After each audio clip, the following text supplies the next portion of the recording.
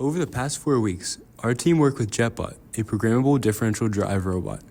JetBot is powered by an NVIDIA Jetson Nano AI computer and equipped with a front camera acting as a sensor. To program JetBot, we used Jupyter Lab with the language Python. Throughout 3 different labs, we learned and developed 6 learning objectives.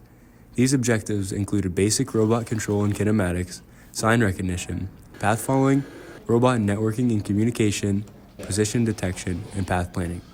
Then, we designed a flowchart to achieve a final goal. Finally, we implemented a team-defined subtask by autonomously performing 3 of the objectives with JetBot. The first objective completed was basic robot control and kinematics during Lab 1. This task consisted of understanding basic Python syntax and commands to control the robot's movement. Additionally, we calibrated the wheel speed of our robot. This calibration was done by measuring distance traveled and time taken to cover a certain distance at different motor speeds. Lastly, we applied our kinematics knowledge to plan the robot's movement. We had the JetBot go forward for a half meter, turn left 90 degrees, and go forward for another half meter. To find the required motor speeds, we used the estimated translational and rotational speeds from our calibration. Once we had the basic robot control down, we developed a path-following controller in Lab 2 using image processing techniques. Here, the team used the camera sensor on the bot to recognize hue, saturation, and brightness values of yellow to follow the line on the road. Camera measurements were used to calculate heading angles, which passed through the PD controller to generate an actuating signal. We adjusted the proportional and derivative gain to obtain a smooth movement on the road. After a basic computer vision was established, we achieved sign recognition after a transfer learning method. To collect data and train a predictive model, the team used an interactive classification tool created by NVIDIA. The team used the camera on the JetBot to take pictures of a stop and speed sign for training data. From these initial images, the model correctly recognized stop and speed signs to a high degree of accuracy. The fourth task was robot networking and communication during Lab 3. In this task, the IP address of the JetBot was used to remotely connect to CameraBot, a second JetBot mounted on a stand without wheels. The JetBot first sent a command to the CameraBot to image the current road condition. Because the image produced had a lot of distortion, we had to adjust it. This was done with a camera matrix and distortion coefficient of the camera. Now that the image was undistorted, the JetBot could calculate the current location using this captured image for the next objective. AeroTag, a specialized type of 2-dimensional barcode, was used to identify the X and Y coordinates of the JetBot, along with the heading angle at an intersection. As we moved the JetBot, the coordinates and heading angle would update in real time. Our final objective was path planning using a map image. A probabilistic roadmap was first created with a pixel to real scale conversion.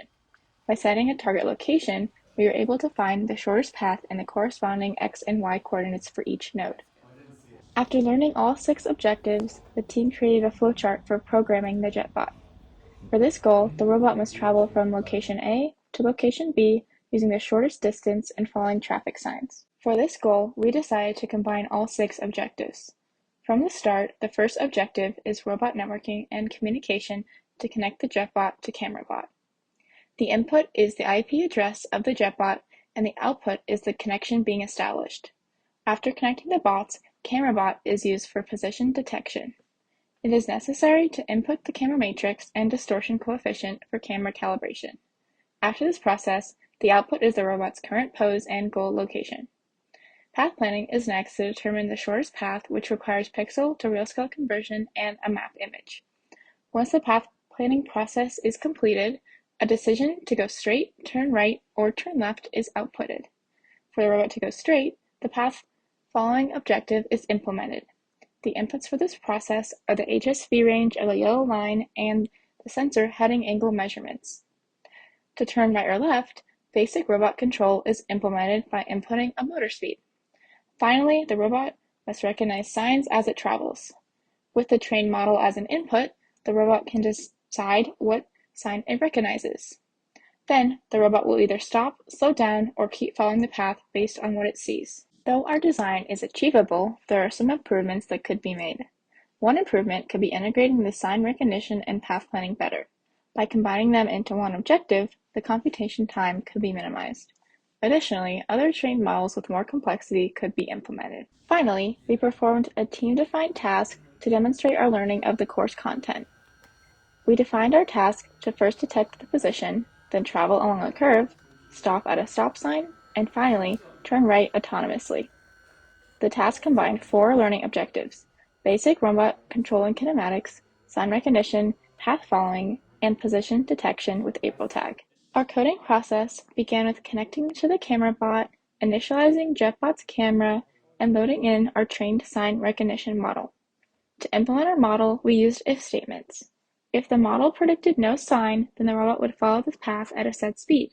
If the model predicted a stop sign, then the robot would stop the motors.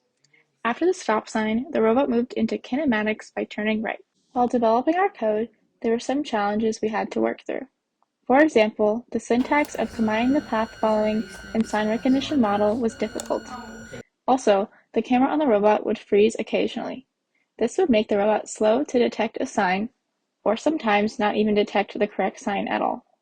After working through coding problems, we were able to successfully complete our task. After developing 6 different learning objectives, our team was able to combine 3 to complete a team-defined task.